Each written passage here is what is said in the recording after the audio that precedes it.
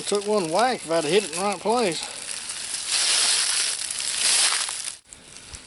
Well, I'm letting the fire burn down. I'll play with this new little Woodsman parang. I did. It's an 1/8 inch 01 tool steel. I use it to clear a trail to come in. Man, it'll go through some stuff. This one has a little bit different grind. It has a Scandi from this part all the way to here. And then from here on, it's a convex. So it's two different types of sharpening, so that's a little bit of a learning curve for that. But I wanted to try it and see how well it worked. Of course, you got the benefit of two different grinds, but of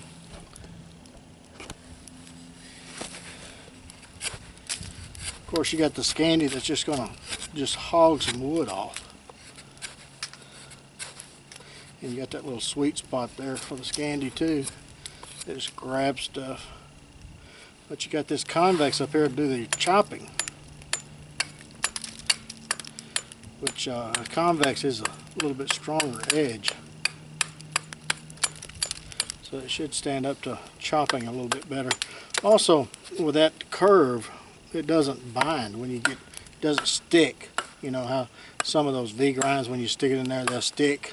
Well, this convex won't stick as much. So anyway, I think it's a good combination of what I got here on the camp to just kind of play around with and see. Of course, it's got the 3-position handle, 1, 2, 3, and the choke up on it. Blade on it, I think, is about 8.5 inches, and overall, I don't know, 15, somewhere along in there.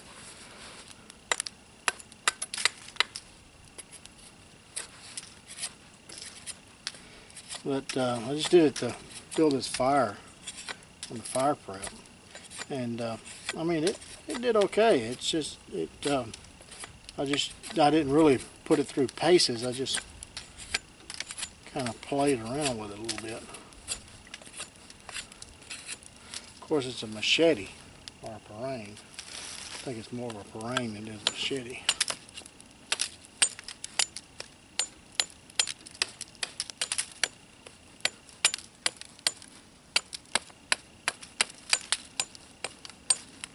Yeah.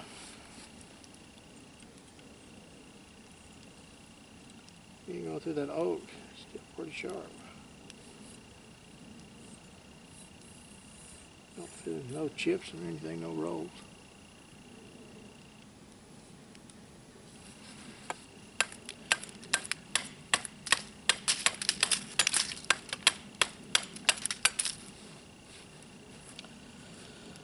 So, I mean, this is just wide enough you can get up there and use it as a draw knife.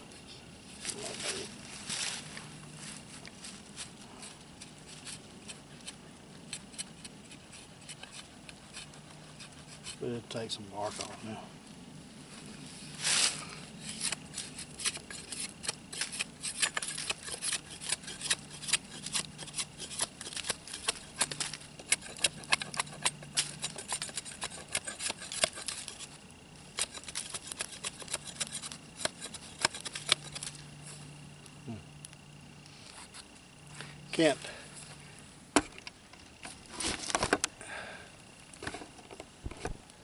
Can't do much. My hands are sore.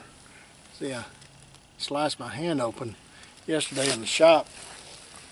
A bit grabbed a blade and just the point of it kind of sliced my hand right there.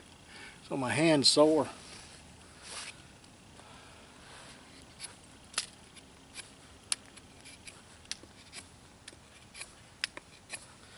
Anyway, we'll try this knife out. I mean, it's probably a good design for a parang, if you need a parang to clear trails and stuff like that.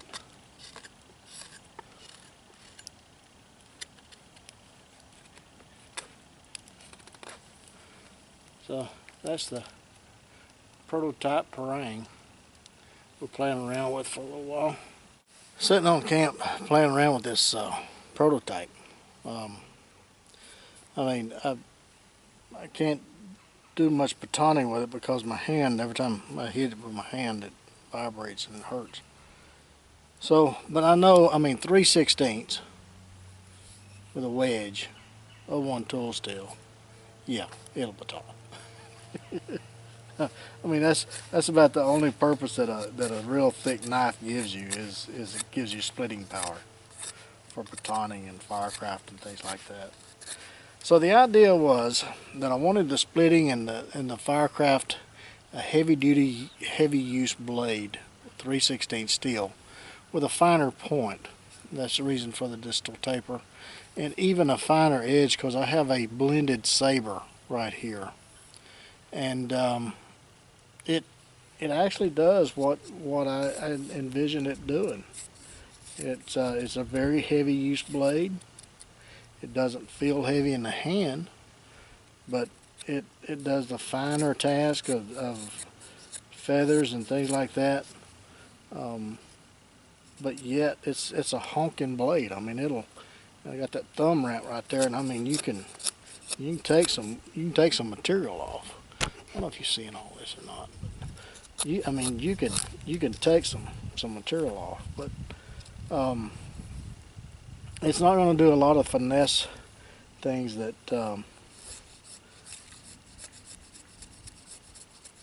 that a thinner blade will give you.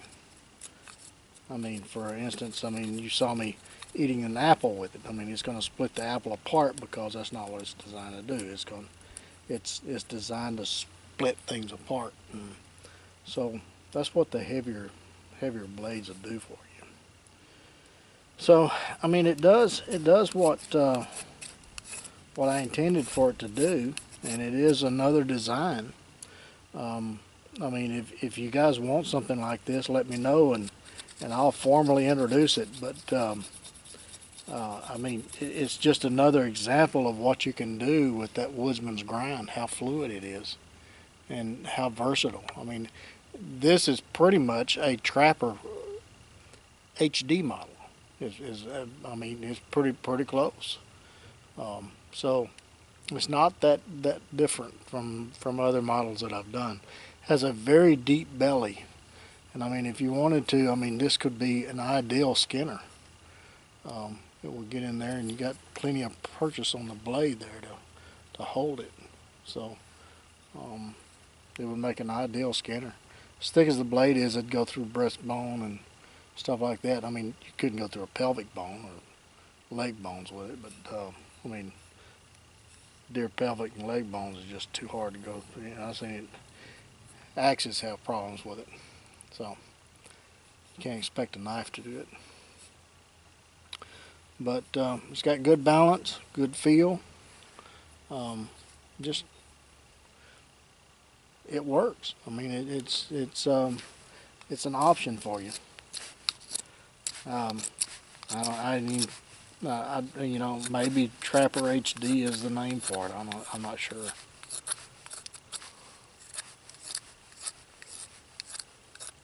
Because it does remind me of the Trapper a lot.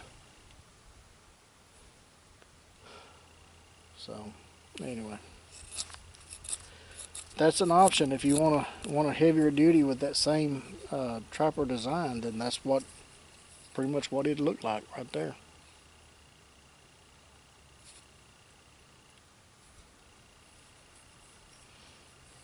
You can use it like a hatchet.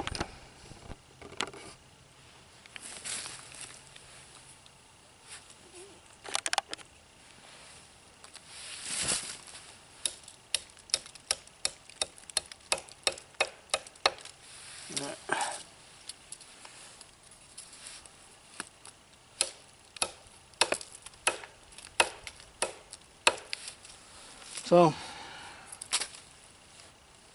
you'll use some oak, and that wasn't oak there. I think that might be oak there.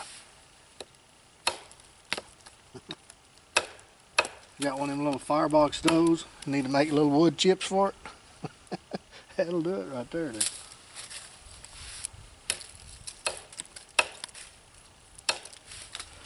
Hitting into that oak heart. See the edge hasn't rolled or chipped. Oh, it's still sharp. I don't know if I got any hair left on my arm.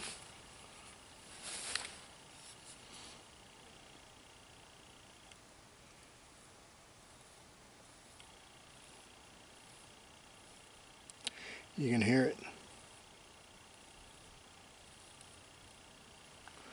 See the hair? My hair is hard to see the hair anyway.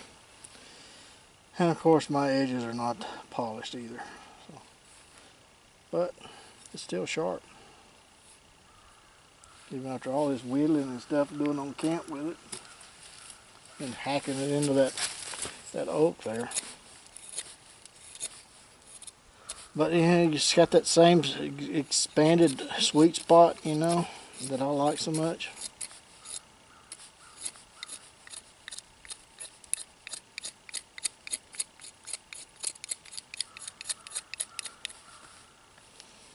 So yeah, I think it's a very viable design if that's the blade shape that you like, that appeals to you. A 3/16 01 tool steel with a Scandi going into a saber, going into a distal taper.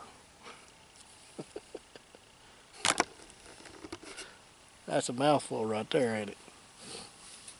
Alright, well, let me know what y'all think in the comments, and if there's enough of you that say that, yeah, you like it and you like to see it as a deal, then I mean, of course I'll make anything that you want. It's just I had this idea in my head, and I had a piece of scrap 3/16 tool steel that didn't fit any of the other designs as far as length, so I made that while I was waiting on other steel.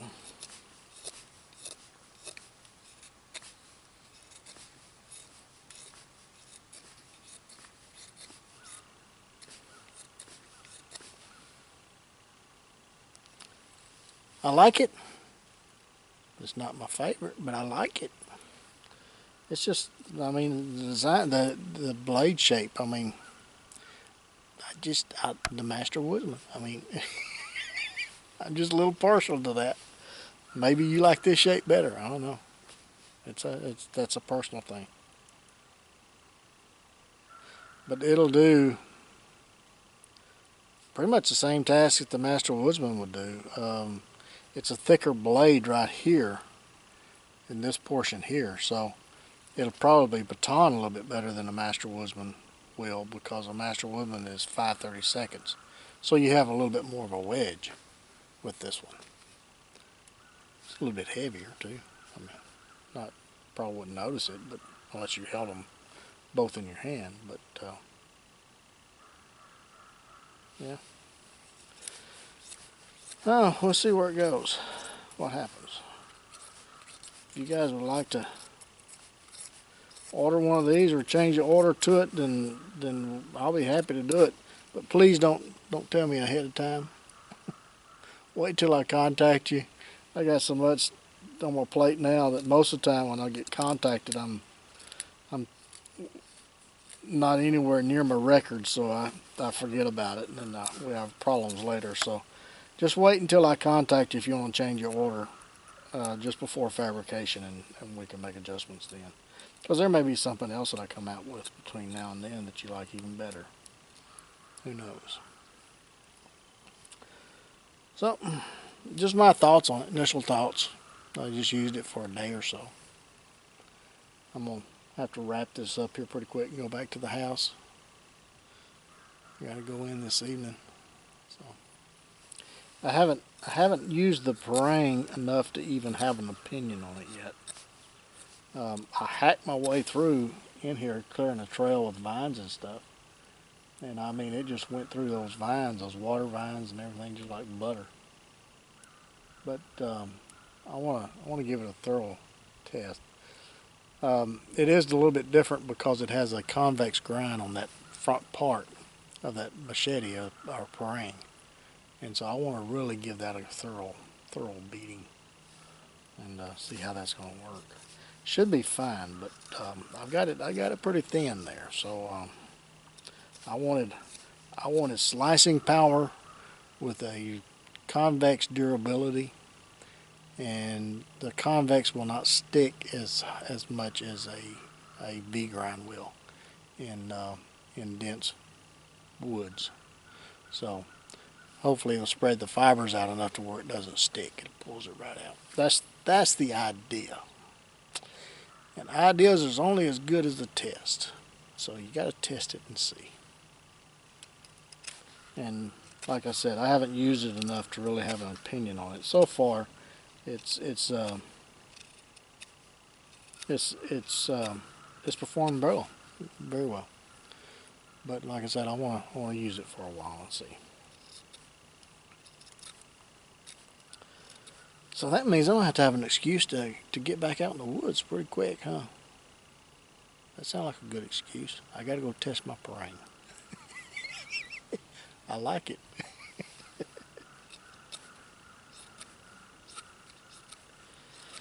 All right. No, people's been asking me while I'm sitting here whittling on a stick. People's been asking me when my next sale is. I'm starting to accumulate some knives now. Once I get about 12 to 15 blades ready to sell, then I'll have a sale and I'll give a heads up, probably a couple of weeks notice on it. But I would imagine, just thinking out loud, maybe February, March time frame. So just kind of keep that in the back of your mind. It may be toward the end of February, first part of March, somewhere in there. But I usually have a sale about that time of year anyway, so I should have enough blades at that point. Who knows? This one may be in there. Never know. I don't even know.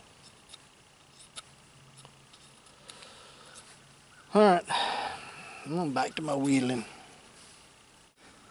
Talking about, will a heavy blade do fine curls?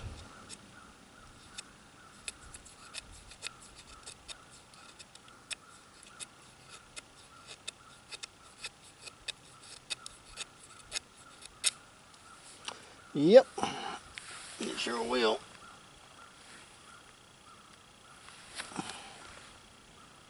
There.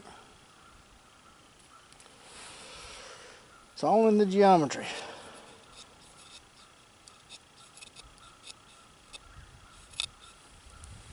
There, real quick.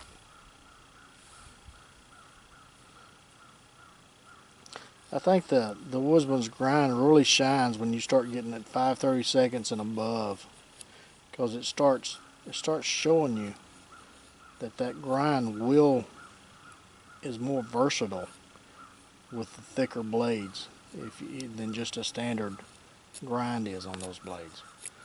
Because if you use a thick blade trying to do feathers and things like that with a Scandi, sometimes it's a little difficult. It wants to drive the blade in and you don't get that fine curl. But once you get up here to the saber part or the distal taper part that thins the blade out, you can lay the blade down a little bit more. Then you can do those fine, almost, well, even less than paper thin. See how fine it is? That's almost like fluff. Which you can't do that with as easily with the Scandi. It wants to just dig in. So I mean, with practice you probably could, but it's not as easy.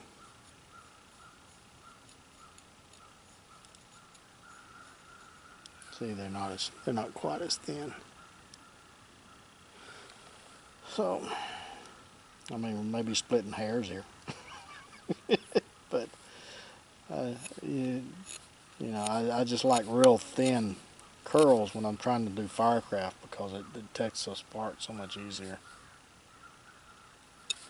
So if a blade will do real fine curls, then I like it better than I would a blade that doesn't do real fine curls. It just does average curls. I want curl perfection.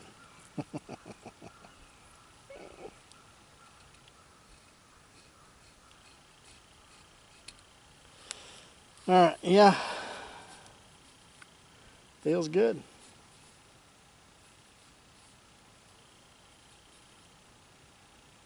To be such a large knife. I say large, I mean the blade on it's about 5 3/4, 6 inch, somewhere along in there. But it's a heavy blade. But still, once you get up here and hold it, then it doesn't feel as heavy. It's a little bit more maneuverable.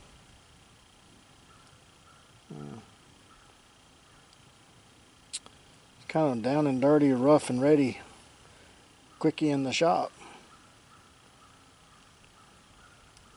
Not really highly polished, but gets the job done.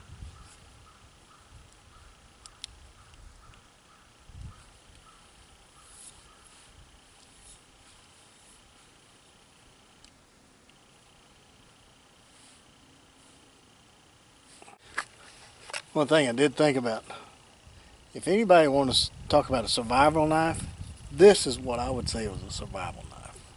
I mean, it's not too big, it's not too small, it's big enough that you won't leave it at the house or the camp. But it's heavy duty enough to do just about anything that you wanted to do with the knife. But it's designed to where you can do more things with a larger blade than you can with just your standard 3/16 blade. I mean, this is a 3/16 blade and a 5/32 blade and an 1/8 inch blade at the tip. So you can do your fine stuff with your thinner blade up here at the tip, and do your heavy batoning and firecraft boards, movie boards, and shelter building and all that with the back end here. So, but that would be a very good candidate for a survival knife. I mean, if I don't like the term survival, but the majority has already won. I guess that's the term that we've got to deal with. So maybe it's the survival woodsman. I don't know. Hey. That may be an option. Splitting wood that I always thought was a little bit better than doing batoning. If you have a blade that's shaped, that has a big belly or something, the belly that drops down below the handle, you can do this. See how well this one does it.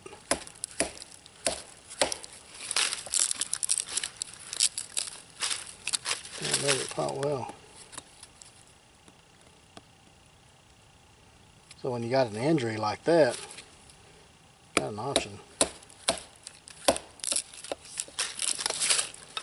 Doing it that way, rather than batoning and causing so much vibration on your bad hand.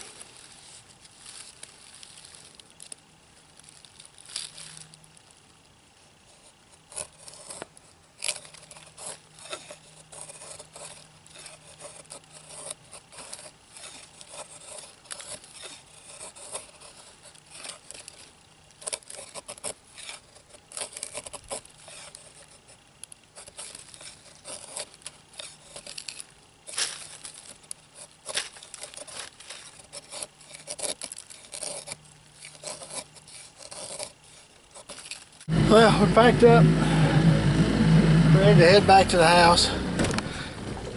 Motor's running a little rough.